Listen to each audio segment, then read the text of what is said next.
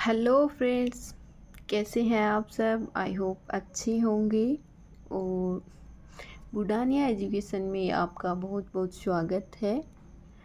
आज हम पढ़ने जा रहे हैं बीटा एंड गामा फंक्शन, जो कि कॉलेज में लगभग बीएससी फर्स्ट ईयर में आ जाता है, या फिर कहीं यूनिवर्सिटी में सेमेस्टर में हो तो उसका तो ज़्यादा ध्यान नहीं है। बाकी लगभग ये बीएससी आपके फर्स्ट ईयर में होता है। वो इंटीग्रल कैलकुलस वाली बुक में आप इसको मान सकते हैं कि उसमें ये एक चैप्टर होता है आपका। कितने नंबर का एक क्वेश्चन आता है? लगभग 3 या 4 नंबर का क्वेश्चन मेरे हिसाब से इसमें आता है। या फिर और भी कंपटीशन की एग्ज़ाम में, जैसे आरपीएससी की जो भी टीचिंग लाइन वाली एग्ज़ाम्स होती हैं, फर्स्ट ग्रेड सेकंड ग्रेड हैं, आगे ऊपर की और भी एग्ज़ाम्स हैं, उनमें भी ये टॉपिक होता है। तो हम उसको एकदम बेसिक से स्टार्ट करके जितने भी आगे की लगभग प्रैक्टिस के क्वेश्चन होंगे हम सारे करेंगे, सारे विथ प्रूफ हम करने वाले हैं इसको। क्योंकि यदि आप कॉलेज के स्टूडेंट हैं तो उसमें आपकी रिटन एग्ज़ाम होने वाली है, इसमें आपको विथ प्रूफ चाहिए होते हैं सारी चीज़ें, तो वो सब भी हम करने वाले हैं। और कंपटीशन के हिसाब से भी हम करने वाले हैं। पीवाईक्यू जो होंगे वो भी मैं आपको साथ साथ करवाऊँगी। तो चलिए स्टार्ट करते हैं बीटा एंड गामा फंक्शन। और सबसे पहले हम पढ़ने वाले हैं बीटा फंक्शन। बीटा फंक्शन जो है वो हमारे पास क्या होता है, दो स्वतंत्र चरों का एक फलन होता है। और इसकी जो खोज थी, या फिर कहीं ये एक समाकलन होता है, और इसे आयलर ने खोजा था, जो कि मैथमेटिशियन थे, उन्होंने खोजा था। तो इसको जो है आयलर का प्रथम समाकलन भी कहते हैं। और ये एक फलन होता है जो कि एक हमारे पास समाकलन के रूप में होता है। इसका डेफिनेशन बोलो तो होता है बीटा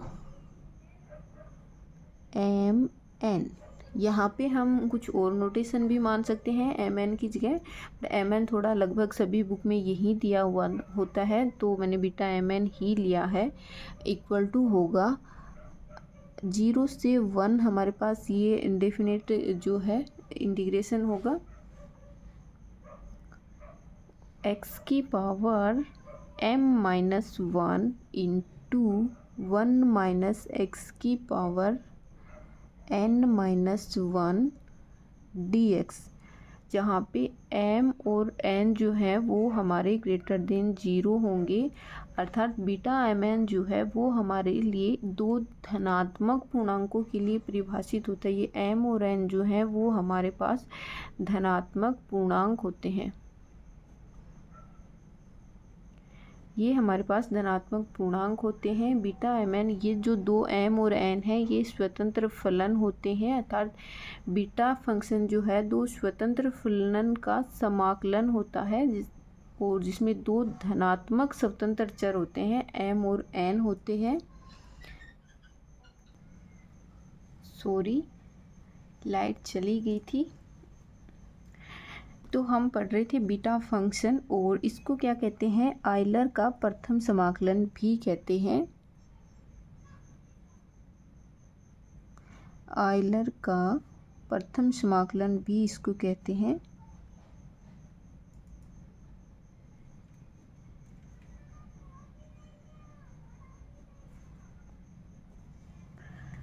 तो इसकी जो डेफिनेशन है वो आपको समझ में आई होगी कि बीटा फंक्शन जो है वो दो धनात्मक पूर्णांकों का फलन हमारे पास होता है समाकलन के रूप में 0 से 1।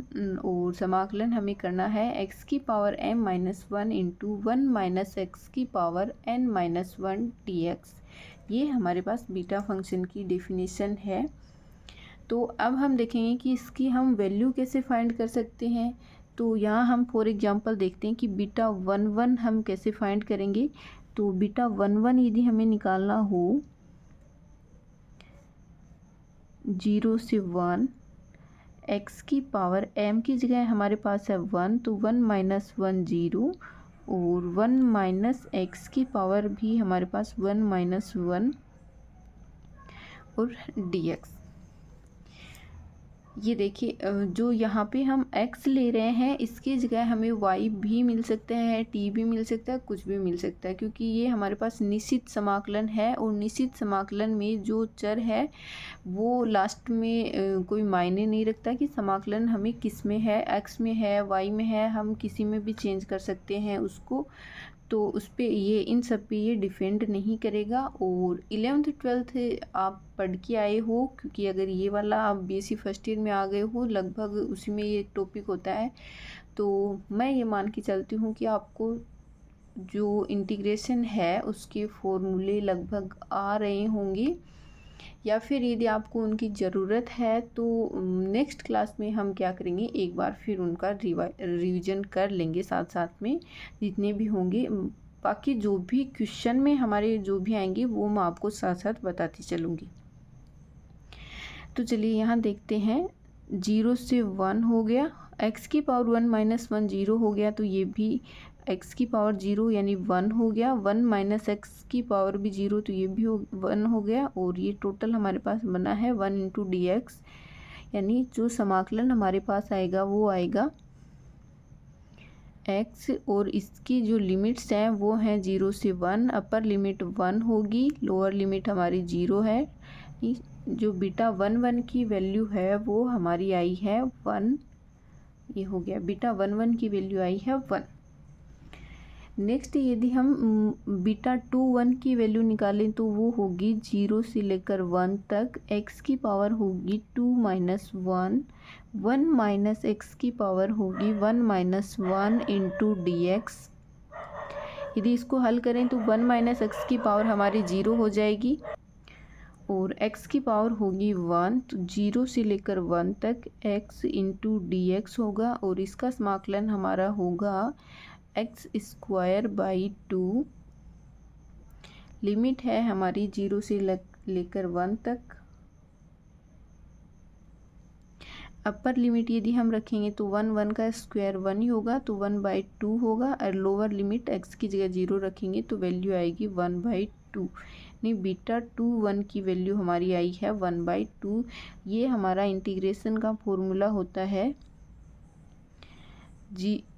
x की power n into d x. यदि हम करते हैं तो वो होता है x की power n plus 1 upon n plus 1, ये हमारा होता है। तो x की पावर हमारे पास यहाँ 1 है, और इसका यदि हम इंटीग्रेशन करेंगे तो 1 प्लस 1 एक्स स्क्वायर, और नीचे हमारा 1 प्लस 1 2 हो जाएगा।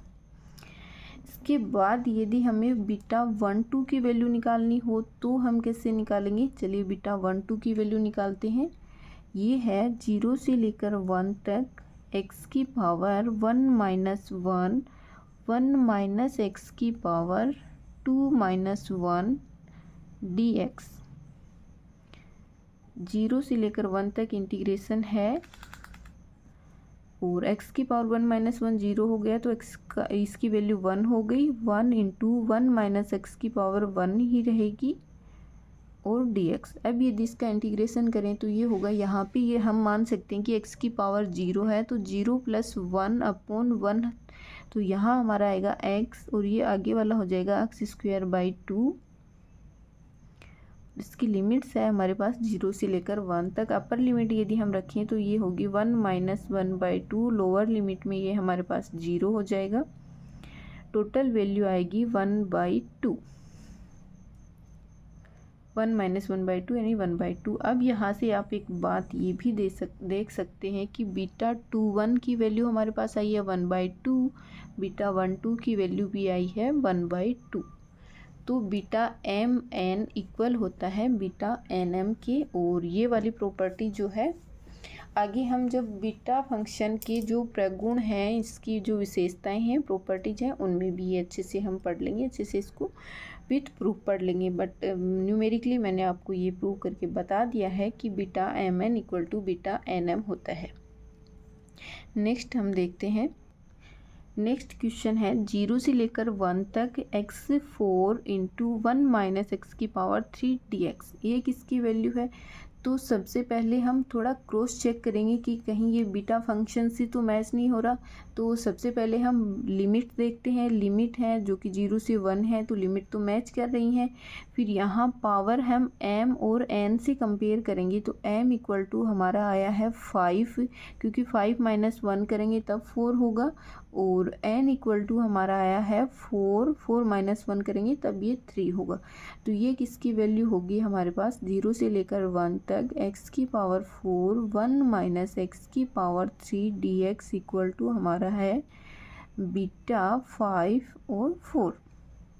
बीटा 5 4 की जो वैल्यू है वो हम आगे निकालना सीखेंगे। सबसे पहले हम जो ये इक्वेशन हमें दे रखी होती है, जो समाकलन हमें दे रखा होता है, उसमें से हम ये निकालना सीख लें कि ये किसकी वैल्यू है, या फिर इसको हम बीटा फंक्शन में चेंज करना सीख लेते हैं। नेक्स्ट है 0 से 2 है, इंटीग्रेशन की लिमिट है, और x² upon √2 minus x dx है। तो चलिए इसको भी देखते हैं कि कहीं ये बीटा फंक्शन से मैच हो रहा है क्या। तो सबसे पहले हम क्या करेंगे, लिमिट देखेंगे। तो लिमिट है 0 से 2, तो देखो मैम ये भी नहीं हो रहा है। फिर हम चले x², और x² तो चलो मैच हो रहा है कि यहाँ हम m इक्वल टू रख देंगे, 3 रख देंगे। फिर नीचे आए, ये इसको पावर को यदि हम ऊपर लेके जाएं तो हम इसको ऐसे भी लिख सकते हैं, 0 से 2 हो गया, x² हो गया, और 2 माइनस x की पावर हो गया -1/2 इंटू dx। तो यहाँ पे यदि हमें n चाहिए तो हम इसमें +1 कर देंगे और -1 कर देंगे। +1 करेंगे तो n की वैल्यू हमारे पास आ जाएगी 1/2। तो हमारे पास m और n तो हो गए, बट लिमिट नहीं आ रही। और सबसे बड़ी बात यहाँ पे होती है कि ये 1 माइनस x होता है, तो ये भी हमारे पास 2 माइनस x है। तो चलिए इसको बीटा फंक्शन में हम चेंज करने की कोशिश करते हैं कि क्या ये बीटा फंक्शन में चेंज हो सकता है। तो सबसे पहले यदि हमें यहाँ पे 1 चाहिए, तो यहाँ हम x इक्वल टू ऐसी क्वांटिटी माने कि हम 2 बाहर कॉमन ले सकें, तो यहाँ हमारे पास 1 आ जाएगा। तो चलिए लेट x इक्वल टू हमने मान लिया 2y मान लिया, और फिर होगा dx equal to 2 into dy, ये हो गया। अब ये वाला जो इंटीग्रेशन है वो x में रहे या y में रहे, जब यहाँ पे हमारे पास x है तो x के अकॉर्डिंग लिमिट है, और यहाँ हमारा y मानेंगे तो ये वाली लिमिट जो है वो हमारी y के अकॉर्डिंग चेंज हो जाएगी।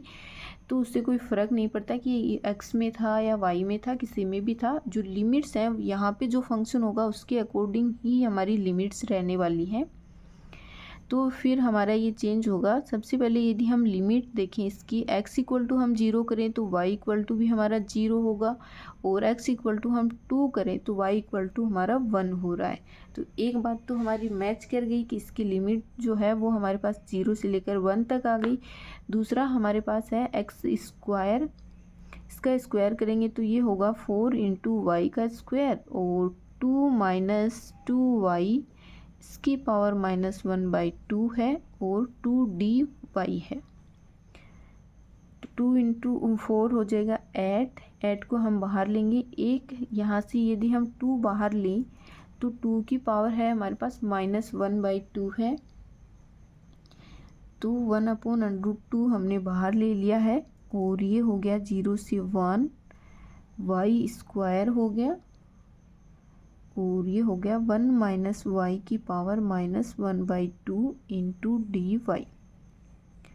अब यदि हम इसको कंपेयर करें m और n के साथ में, तो 0 से 1 हो गया, y की पावर हो गया 3 माइनस 1, 1 माइनस y की पावर हो गया 1/2 माइनस 1, ये हो गया dy। इसमें मैंने +1 और -1 कर दिया, क्योंकि एक -1 हमें चाहिए है, और +1 -½ होगा तो ये प्लस का हाफ हमारे पास रह जाएगा। तो हमारी इक्वेशन आई है, इंटीग्रेशन जो बना है वो है 8/√2 इंटीग्रेशन 0 से 1, लिमिट्स मैच कर गई बीटा फंक्शन के साथ में, m और n की वैल्यू हमें यहाँ से मिल गई है।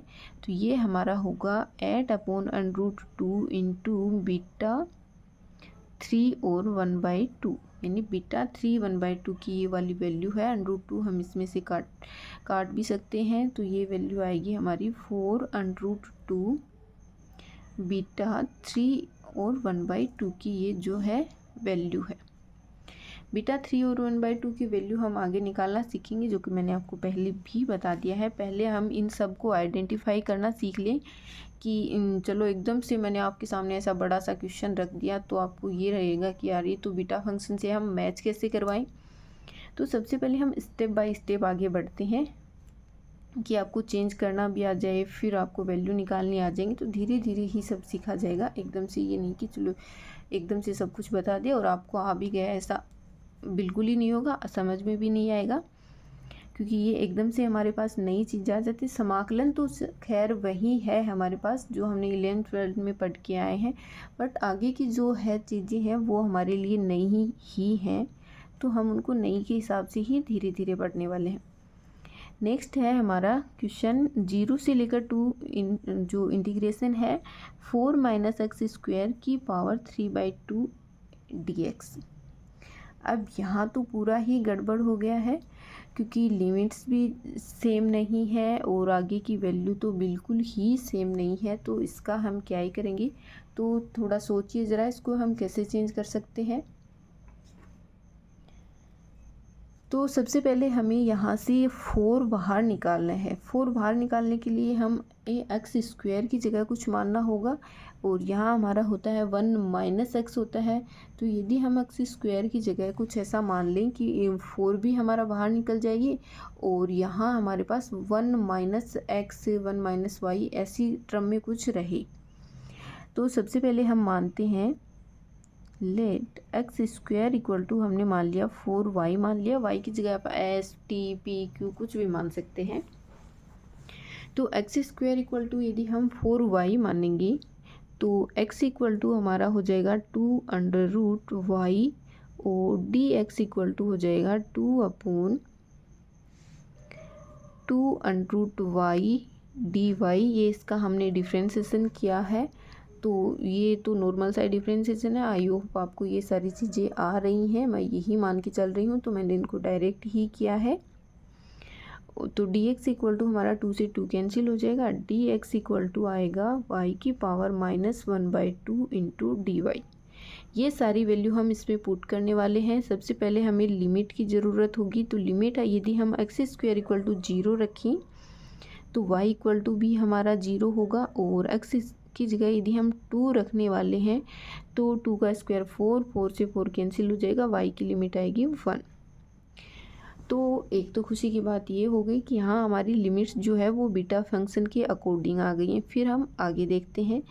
तो सबसे पहले यहाँ हमने लिखा था x² इक्वल टू 4y, तो 4 - 4y और इसकी पावर है 3/2 इंटू हमें dx की वैल्यू भी इसमें रखनी है। तो dx इक्वल टू हमारा आया है y की पावर -1/2 इंटू डी वाई। तो इसको यदि हम आगे हल करेंगे तो ये होगा 0 से लेकर 1 तक इंटीग्रेशन है। यहाँ से यदि हमने 4 बाहर लिया तो 4 की पावर है पहले 1/2, 1/2 से तो 2 हो जाएगा, क्योंकि ये 2 का स्क्वायर होगा 4।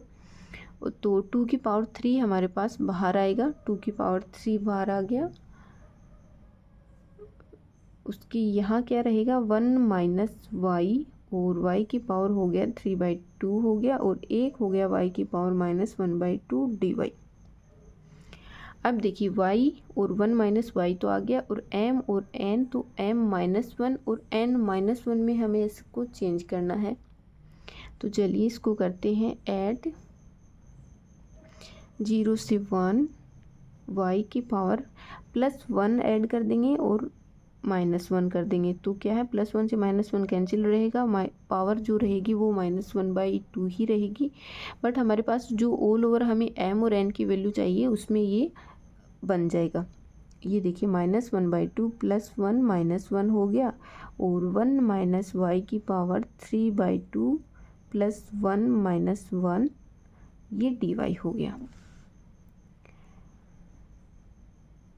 ये हो गया 8 इंटू 0 से 1 इंटीग्रेशन है, और ये हो गया y की पावर 1/2 - 1 यहाँ से, और ये हो गया 1 - y की power 5/2 2 minus 1 into D Y. यहाँ से ये पूरा का पूरा हमारे पास बीटा एम एन की फॉर्म में बन गया है। तो और इसको हम लिख सकते हैं 8 into beta 1/2 and 5/2। 8 into beta 1/2 into 5/2। उम्मीद है ये सारी चीज़ें आपको समझ आई होगी। एक बार फिर से देख लीजिए। यदि हमारे पास कोई क्वेश्चन है वो बीटा फंक्शन में सीधा का सीधा हमें नहीं दिया हुआ है, हमें चेंज करना है, तो सबसे पहले हमें ये देखना कि हम इसको बीटा फॉर्म में क्या मान के बना सकते हैं। तो यहाँ हमने देखा कि हमें यहाँ चाहिए होता है 1 माइनस एक्स या x इंटू 1 माइनस एक्स वाली तो चाहिए होती। पावर तो हम उसके बाद में जनरेट कहीं से हो जाएंगी, लेकिन सबसे पहले तो हमें यहाँ x इंटू 1 माइनस एक्स चाहिए होता है। यहाँ हमारे पास x नहीं है और यहाँ भी 1 माइनस एक्स नहीं है, तो यहाँ 4 माइनस एक्स स्क्वायर है। तो हम एक्स स्क्वायर की जगह ऐसा कुछ मान सकते हैं जिससे यहाँ पे 4 भी बाहर निकल जाए और ये हमारे पास 1 माइनस एक्स के रूप में आ जाए। तो हमने एक्स स्क्वायर की जगह माना है 4y, क्योंकि यहाँ यदि हम 4y रखेंगे तो 4 बाहर निकल जाएगा और 1 माइनस वाई रहेगा। फिर इसका यदि हम डिफ्रेंसिएशन करके dx की वैल्यू निकालेंगे तो हमारे पास y की पावर माइनस 1/2 भी आ गया और यहाँ से ये y की पावर 1/2 हमें दे देगा y की पावर 1/2 माइनस 1, जो कि 1/2 जो है हमारे पास m की वैल्यू आ जाएगी और 1 माइनस वाई की जो पावर आएगी वो हमारे पास n की वैल्यू आ जाएगी। इस प्रकार ये हमारा बीटा फंक्शन में बन गया है। तो आप थोड़ा सा इतना तो कॉमन सेंस हमको रखना ही होगा कि हमें क्या मानना है, क्या मान के हम कर सकते हैं। तो ये सारी चीज़ें हम जितनी ज़्यादा प्रैक्टिस करेंगे उतनी ज़्यादा ही हमारी क्लियर होती जाएंगी। नेक्स्ट देखते हैं कि नेक्स्ट हमारे पास क्या क्वेश्चन है। नेक्स्ट है जो मैंने न्यूमेरिकली आपको समझाया था कि बीटा एम एन और बीटा एन एम है उसकी वैल्यू इक्वल होती है। तो इसका हम थोड़ा थ्योरेटिकली प्रूफ भी देख लेते हैं कि ये दोनों इक्वल हमारे पास कैसे होते हैं। सबसे पहले हम स्टार्ट करते हैं। बीटा एम एन इक्वल हमारे पास होता है 0 से लेकर 1 इंटीग्रेशन x की power m minus 1 minus x की पावर n माइनस 1 dx। ये हमारा होता है बीटा फंक्शन होता है। और फिर हम इसमें आगे क्या चेंज करते हैं कि ये बीटा एन एम हमारे पास आ जाइए। तो एक हमारे पास जो समाकलन होता है उसकी जो प्रॉपर्टी होती है, प्रगुण होते हैं, उसमें हमारे पास होता है कि x की जगह हम दोनों लिमिट्स जोड़ के 1 मतलब a plus B minus X वाली जो प्रॉपर्टी होती है वो हम काम में लेते हैं। तो यहाँ मैंने वो वाली प्रॉपर्टी काम में ली है कि x की जगह हम क्या रख सकते हैं, दोनों लिमिट्स का ऐड करके और उसमें से हम x जो है वो घटाते हैं। तो 1 प्लस 0 माइनस एक्स इसकी जगह हम रखेंगे तो ये हो जाएगा 1 माइनस एक्स की पावर m माइनस 1 और ये होगा 1 माइनस एक्स, फिर इसकी पावर हमारी आएगी n minus 1 dx। I hope आपको ये वाली प्रॉपर्टी याद आ गई होगी। जब मैंने ऐसा हो सकता है कि हाँ चलो हमें एकदम क्लियर याद नहीं है, बट जैसे जैसे मैं यूज ले रही हूँ आपको कहीं ना कहीं ये याद आ ही रहा होगा कि हाँ यार हमने ये वाली प्रॉपर्टी तो पढ़ी है 11th क्लास में, 12th क्लास में। तो चलिए आगे देखते हैं कि मैंने दोनों लिमिट जो है ऐड करके और उसमें से x हमने घटा दिया है, तो ये वाले हमारा चेंज हो गया है। और आगे इसको यदि हम हल करें तो ये हो गया 1 माइनस 1 से 1 कैंसिल हो गया, माइनस माइनस प्लस x की पावर हमारी आ गई है n माइनस 1 और 1 माइनस एक्स की पावर हमारी आ गई है m माइनस 1 dx। तो ये क्या बन गया है, हमारा बीटा n और m बन गया है। यदि यहाँ से हम बीटा फंक्शन से इसकी कंपेयर करें तो ये हमारा बन गया है बीटा n m बन गया है। तो हम कह सकते हैं कि बीटा एम एन इक्वल होता है बीटा एन एम के।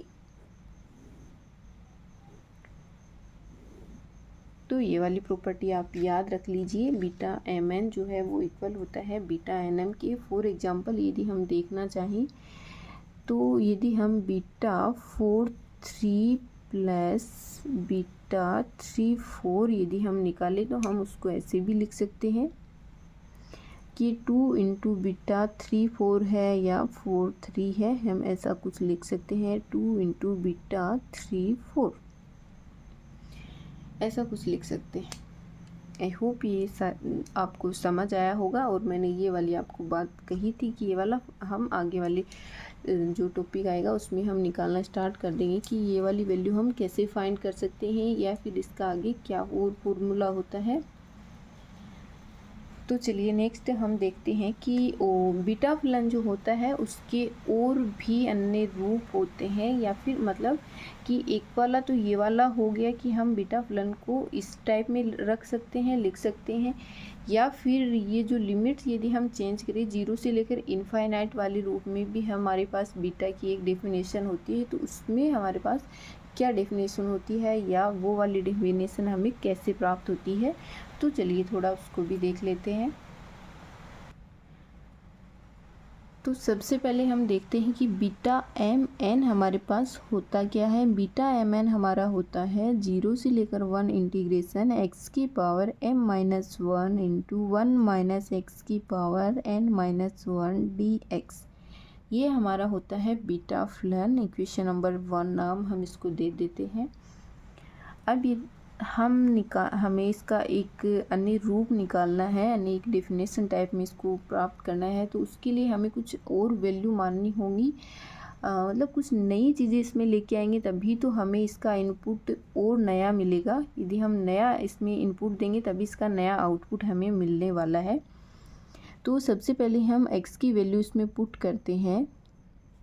x equal to Y upon 1 plus Y हमने इसमें पुट किया, जहाँ से हमारे पास y की वैल्यू आएगी x अपॉन 1 माइनस एक्स। इसको हम क्रॉस मल्टीप्लाई करके और y की वैल्यू निकालेंगे तो y की वैल्यू हमारे पास ये वाली आने वाली है। और dx यदि हम यहाँ से निकालेंगे तो dx हमारा होगा 1 प्लस वाई का होल स्क्वायर, 1 प्लस वाई का डिफ्रेंसिएशन 1 हो जाएगा, माइनस वाई ऐसा कैसा, और 1 प्लस वाई का डिफ्रेंसिएशन हो जाएगा 1 और इनटू होगा डी वाई। तो यहाँ से dx इक्वल टू हमारे पास आने वाला है 1 अपॉन 1 प्लस वाई का whole square into D Y. तो ये सारी वैल्यू हम इस वाली इक्वेशन नंबर 1 में पुट करने वाले हैं। देन बीटा एम एन हमारे पास क्या आएगा, ये देखिए, यदि हम x इक्वल टू 0 इसमें पुट करने वाले हैं तो y की वैल्यू हमारे पास क्या हो जाएगी। x इक्वल टू 0 हमने पुट किया तो 0 1 माइनस 0 तो 0 ही रहेगी, तो ये लिमिट हो गई 0। और x इक्वल टू यदि हम इसमें 1 पुट कर रहे हैं तो 1 अपॉन 0 आ जाएगा, जो कि हमारा इनफाइनाइट बन जाएगा। तो ये लिमिट्स हमारी चेंज हो गई हैं 0 से लेकर इनफाइनाइट तक। और x की वैल्यू हमें पुट करनी है y अपॉन 1 प्लस वाई, और इसकी पावर है हमारे पास m-1, 1 माइनस एक्स है y अपॉन 1 प्लस वाई, और इसकी पावर है n-1 dy की जगह dx की जगह हमें रखना है 1 अपॉन 1 प्लस वाई का होल स्क्वायर। ये वाली सारी वैल्यू हमने इसमें पुट कर दी है। आगे हम इसको यदि हल करेंगे तो ये हमारा बनने वाला है 0 से लेकर इनफाइनाइट y की पावर m-1 और 1 प्लस वाई की पावर है m-1 इंटू 1 प्लस वाई की पावर 2, यहाँ पे ये भी है तो इसको हम यहाँ ऐड कर देते हैं, m-1 प्लस 2 हो गया। और यहाँ से 1 प्लस वाई एलसीएम लेंगे तो 1 प्लस वाई और फिर माइनस वाई, तो वाई से वाई कैंसिल हो जाएगा, तो ये हमारा आएगा 1 प्लस वाई की power n-1 into D Y. आगे इसको और हल करने पर ये प्राप्त होगा 0 से लेकर इनफाइनाइट इसकी लिमिट्स होगी, ये होगा y की power m-1 upon 1 plus Y की पावर, यहाँ पे ये आया है m माइनस एम प्लस 1 और फिर प्लस n माइनस 1, तो प्लस 1 माइनस 1 से कैंसिल हो जाएगा और 1 प्लस वाई की पावर हमारे पास आएगी m plus n into D Y. तो ये हमारी एक और जो गामा बीटा फलन का रूप है वो हमारे पास आया है। Beta M N equal to होता है 0 से लेकर इनफाइनाइट वाई की power m minus 1 upon 1 plus Y की power m plus 1 into D Y. इसको और यदि हम लिखना चाहिए कि x में जो हम लिखते हैं वो थोड़ा ज़्यादा इजी रहता है बोलने में, याद करने में, तो चलिए beta M N equal to हमारा होगा 0 से लेकर इनफाइनाइट तक x की power m minus 1 upon 1 plus x की power m plus n into d x, क्योंकि ये हमारा निश्चित समाकलन है और इसमें y और x मतलब हम कुछ भी इसमें चेंज कर सकते हैं, इस चीज़ पे इफ़ेक्ट नहीं पड़ेगा। तो ये हमारा आया है बीटा एम एन का एक और रूप जिसमें लिमिट हमारी 0 से लेकर इनफाइनाइट है, और ये वाला आप एकदम अच्छे से याद कर लीजिए क्योंकि ये जो है ये डायरेक्ट भी एग्ज़ाम में, कंपटीशन के एग्ज़ाम में डायरेक्ट भी पूछा जाता है कि ये हमारे पास किसकी वैल्यू है। यहाँ पे m माइनस 1 ना होकर n माइनस 1 भी हो सकता है, मतलब हम इसको beta M N equal to 0 से लेकर इनफाइनाइट x की power n minus 1 upon 1 plus x की power m plus n dx भी लिख सकते हैं कि ऊपर हमारे पास m माइनस 1 भी हो सकता है या फिर n माइनस 1 भी हो सकता है, ये दोनों ही वैल्यू है इक्वल है। तो आपको m में याद करनी है, n में याद रखनी है, जो भी याद रखो बट याद ज़रूर से ज़रूर रखनी है क्योंकि ये वाला जो है डायरेक्ट क्वेश्चन में ऐसा सवाल पूछा भी गया है, आगे भी पूछा जा सकता है क्योंकि सेकंड ग्रेड के एग्ज़ाम तक लगभग डायरेक्ट फॉर्मूले उठा के भी पूछे जा सकते हैं। और कॉलेज वाली एग्ज़ाम में तो ये इतना बड़ा प्रूफ आराम से 1 या 2 नंबर के क्वेश्चन में पूछा जा सकता है, तो आप इसको विद प्रूफ अच्छे से याद रखिए, बट ये वाला तो अच्छे से याद रखिए क्योंकि आगे के क्वेश्चनों में ये काम में आने वाला है। तो नेक्स्ट हमारा है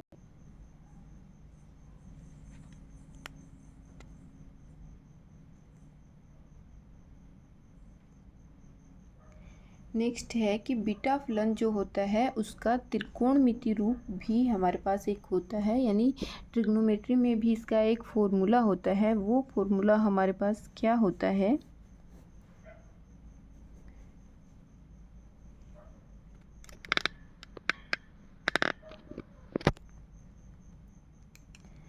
ये है beta M N equal to 2 into 0 से लेकर π/2 तक जो है लिमिट रहेगी और साइन की पावर होगा 2m minus 1 theta into cos की power 2n minus 1 theta into D theta.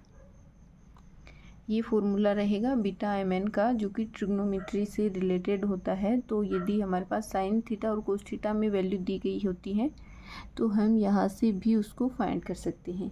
जैसे कि फॉर एग्जांपल हमारे पास क्वेश्चन हो जाए 0 से लेकर π/2 कोस की पावर 7 थीटा और साइन की पावर हमारे पास है 5 थीटा इंटू डी थीटा। तो इसकी वैल्यू हमारे पास क्या होगी, सबसे पहले तो हमें 2 लाना होगा, तो 2 से मल्टीप्लाई कराने के लिए 2 इंटू 1/2 से हम मल्टीप्लाई कराएंगे, 0 से π/2 होगा और कोस थीटा की पावर है 7 और साइन थीटा की पावर है हमारे पास 5 इंटू डी थीटा। तो ये हमारा बीटा एम एन में चेंज होगा, उसके लिए आएगी 2 इंटू 0 से π/2 ये वाली होती है, तो इसको हम चेंज करेंगे 2m माइनस 1 में। तो ये 1/2 को इसको हम बाहर लेते हैं और ये होगा 2 इंटू 0 से π/2 कोस थीटा की पावर हमारी होंगी 2 इंटू 3 2 इंटू 4 3 कोस थीटा की पावर हमारी होंगी 2 इंटू 4 माइनस 1 और साइन थीटा की पावर जो होंगी वो होंगी 2 into 3 minus 1 into D theta. और यहाँ से हमें एम और एन की वैल्यू मिली है। यहाँ एम की वैल्यू है हमारे पास 3 है और एन की वैल्यू हमारे पास 4 है। तो ये वैल्यू आएगी 1/2 इंटू बीटा 3 4। इस प्रकार से हम इसकी वैल्यू निकाल सकते हैं। और बीटा 3 4 की जो वैल्यू हम फाइंड करेंगे वो बीटा और गामा फलन में जो रिलेशन वाला फॉर्मूला होता है उसके अकॉर्डिंग हम निकाल सकते हैं। तो उसके लिए हमें सबसे पहले गामा फंक्शन पढ़ना पड़ेगा। तो नेक्स्ट क्लास में हम पढ़ने वाले हैं गामा फंक्शन। तैयार रहेगा। इतनी सारी जो चीज़ें हमने बीटा फंक्शन में पढ़ी हैं वो वाली सारी याद करके रखिए, तब आपको गामा फंक्शन है वो ओरिजिनली समझ आ जाएगा। गामा फंक्शन पढ़ने के बाद में हम इन दोनों की मिक्स प्रैक्टिस करने वाले हैं, तो उससे आपको सारी चीज़ें और अच्छे से क्लियर हो जाने वाली हैं। और तब तक के लिए, यहाँ तक बने रहने के लिए आपका बहुत बहुत शुक्रिया। मिलते हैं नेक्स्ट क्लास में। वीडियो अच्छी लगी तो प्लीज़ लाइक करना, शेयर करना, सब्सक्राइब करना तो बिल्कुल ही मत भूलना। कमेंट करके ज़रूर बताना कि क्लास आपको कैसी लगी। और मिलते हैं नेक्स्ट क्लास में, तब तक के लिए आपका थैंक यू।